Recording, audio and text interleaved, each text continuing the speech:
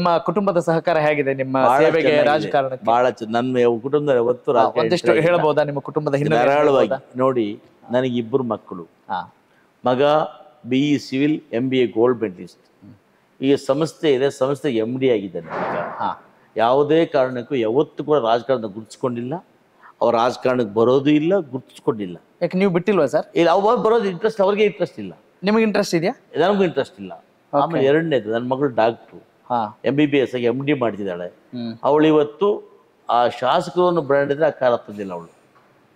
ನನ್ನ ಮಕ್ಕಳು ವಿದ್ಯಾಭ್ಯಾಸ ಮಾಡೋ ಸಮಯದಲ್ಲಿ ಕೂಡ ಎಲ್ಲೂ ಕೂಡ ಶಾಸಕರ ಮಕ್ಕಳು ಅಂತ ಹೇಳ್ಕೊಂಡಿಲ್ಲ, ಇವತ್ತಿಗೂ ಹೇಳ್ಕೊಳ್ಳೋದಿಲ್ಲ. ನನ್ನ ಮಗಳು ಈ ಕಾಲೇಜ್ಗೆ ಹೋಗ್ತಾಳೆ, ಯಾವ ಅಪ್ಪಿತಪ್ಪಿ ನಮ್ಮ MLA ಅಂತ ಬೋರ್ಡ್ ಇದ್ರೆ ಅವಳ ಗಾಡಿ ಎತ್ತೋದಿಲ್ಲ.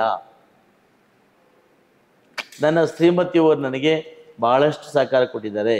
ಇದುವರೆಗೂ ಕೂಡ ರಾತ್ರಿ 1 ಗಂಟೆಗೆ ಬಂದ್ರಿ, ಯಾಕೆ ಬಂದ್ರಿ ಅಂತ ಕೇಳೋದಿಲ್ಲ, ಎಲ್ಲಿ ಹೋಗಿದ್ರಿ ಅಂತ ಕೇಳೋದಿಲ್ಲ, ಏನು ಮಾಡ್ತಾ ಇದ್ರಿ ಅಂತ ಕೇಳೋದಿಲ್ಲ.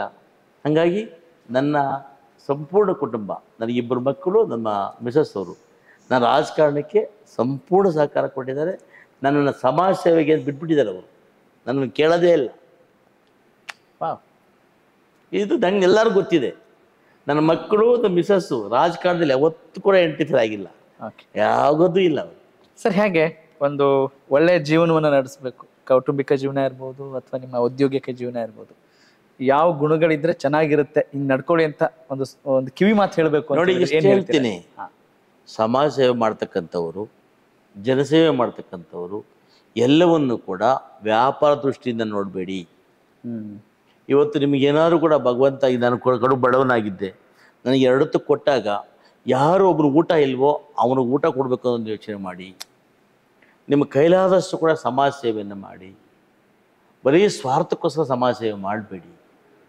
ಇವತ್ತು ನಾವು ಸಮಾಜದೊಟ್ಟಿಗೆ ಬದುಕಬೇಕು ಅಂದರೆ ನಮಗಿಂತ ಕೆಳಗಿರ್ತಕ್ಕಂಥವನ್ನು ನೋಡಿ, ಭಗವಂತ ಅವನಿಗಿಂತ ಚೆನ್ನಾಗಿದೆಯಪ್ಪ ಅಂತೇಳಿ ಕೆಲಸ ಮಾಡಿ. ಹೆಲಿಕಾಪ್ಟರ್ ಹೋಗ್ತಾ ಇದ್ದರೆ ನನಗೆ ಹೆಲಿಕಾಪ್ಟರ್ ಇಲ್ವಲ್ಲ ಅಂತ ಯೋಚನೆ ಮಾಡಬೇಡಿ. ನಿಮ್ಮ ಕಾಯಕ ಇದ್ದರೆ, ನಿಮ್ಮ ಶ್ರಮ ಇದ್ದರೆ ಇವತ್ತಿಲ್ಲ ನಾಳೆ ಫಲ ಕೊಟ್ಟೇ ಕೊಡುತ್ತೆ. ಇದು ನನ್ನ ಒಂದು. Super sir, super. ತುಂಬ ಖುಷಿ ಆಯಿತು ನನಗೆ ನಿಮ್ಮ ಮಾತುಗಳನ್ನು ಕೇಳ್ತಾ. ಯಾಕಂದರೆ ಬೇರೆ ಏನೋ ಕೇಳಬೇಕು ಅಂದ್ಕೊಂಡು ಬಂದೆ, ಆದರೆ ನಿಮ್ಮ ಪರ್ಸ್ನಾಲಿಟಿ ನೋಡಿದ ಮೇಲೆ ನೀವು ಆ ದಿಕ್ಕನ್ನೇ ಬದಲಿಸ್ಬಿಟ್ರಿ. ಒಂದಿಷ್ಟು ಇನ್ಸ್ಪೈರಿಂಗ್ ಆಗಿರಬೇಕು ಅನ್ನೋದನ್ನು ನಿಮ್ಮ ಮೂಲಕ ತಿಳಿಸುವಂಥ ಒಂದು ಪ್ರಯತ್ನ ಕೂಡ ನಡೀತಾ ಇದೆ. ಕನೆಕ್ಟ್ ಕರ್ನಾಟಕ, ಇದು ನಿಮ್ಮ ನೆಟ್ವರ್ಕ್.